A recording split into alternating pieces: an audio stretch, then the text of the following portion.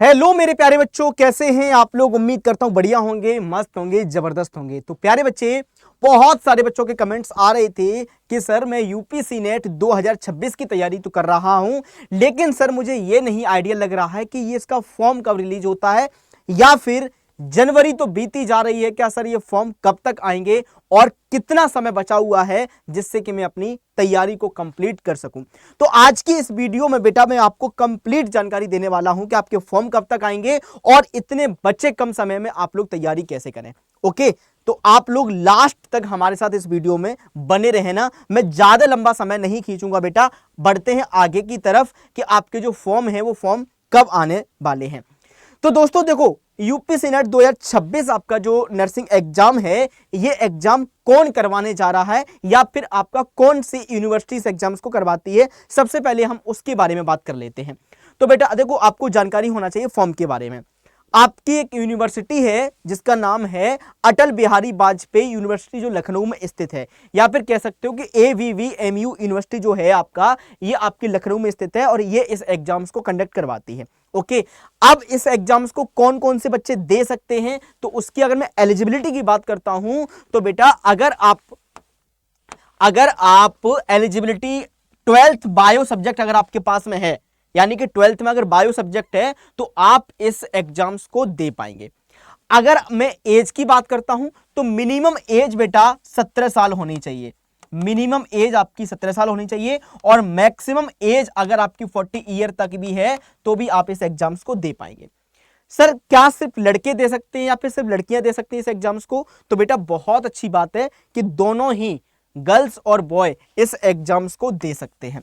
Okay, ये course का जो ड्यूरेशन होता है, नर्सिंग का जो ड्यूरेशन होता है, ये एक डिग्री कोर्स है, तो ये 4 साल की आपकी डिग्री होती है, यानी कि ये 4 साल का आपका कोर्स होता है।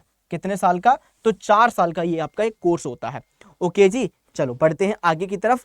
अब आगे मैं बात कर रहा हूं, आपके फॉर्म आने वाले हैं तो उनकी फीस की बात कर लेते हैं बेटा। तो थोड़ा फीस तो इसकी महंगी है। अगर आप जनरल कैटेगरी या ओबीसी कैटेगरी के हैं तो आपको 3,000 रुपए की फीस भरनी पड़ती है। अगर आप लोग SC ST कैटेगरी के हैं तो आपको 2,000 रुपए की फीस भरनी पड़ती है। 2,000 का आपका फॉर्म आएगा।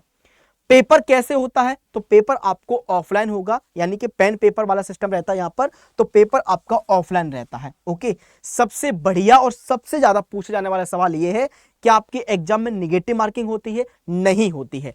यूपीसी नेट में ऐसा है कि भैया निगेटिव मार्किंग नहीं होती है। बहुत अच्छी बात है, निगेटिव मार्किंग आपकी नहीं होती है, बहुत ही अच्छी बात है। ओके जी, चलेगा।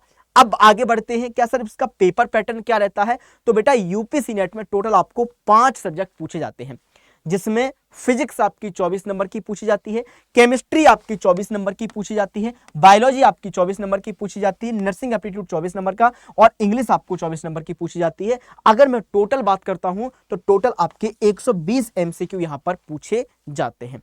ओके, चलेगा। बढ़ते हैं आगे की तरफ कि सिलेबस किस पे आधारित रहता है, तो सिलेबस आपका 11th और 12th का जो NCERT है उस पर आपका सिलेबस आधारित है। Physics, chemistry, biology, nursing aptitude और इंग्लिश आपको पढ़ना होता है। ओके, कौन कौन से बच्चे फॉर्म को भर सकते हैं? अगर कोई बच्चा जनरल ओबीसी कैटेगरी का है तो उसके मिनिमम मार्क्स 45% होने चाहिए बोर्ड में।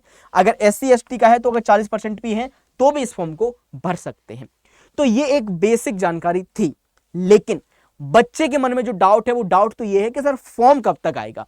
आइए सबसे पहले मैं आप लोगों के डाउट को क्लियर कर देता हूं बेटा कि आपका फॉर्म कब तक आएगा। देखो भाई, अगर मैं यूपीसी नेट के फॉर्म की बात करता हूं बेटा, तो ये फॉर्म आपको विगत सालों के आधार पर मैं आप लोगों को बता रहा हूं कि आपके फॉर्म कब तक रिलीज होने वाले हैं, इससे आपको आइडिया लग जाएगा। देखो बेटा, अगर मैं 2023 की बात करता हूं तो 2023 में इस फॉर्म की शुरुआत हुई थी 15 अप्रैल से। कब से बेटा? 15 अप्रैल से आपके फॉर्म स्टार्ट हुए थे। ओके, अगर मैं बात करता हूं 2024 की, तो 2024 में ये आपके फॉर्म 25 अप्रैल से शुरू हो गए थे, 25 अप्रैल से।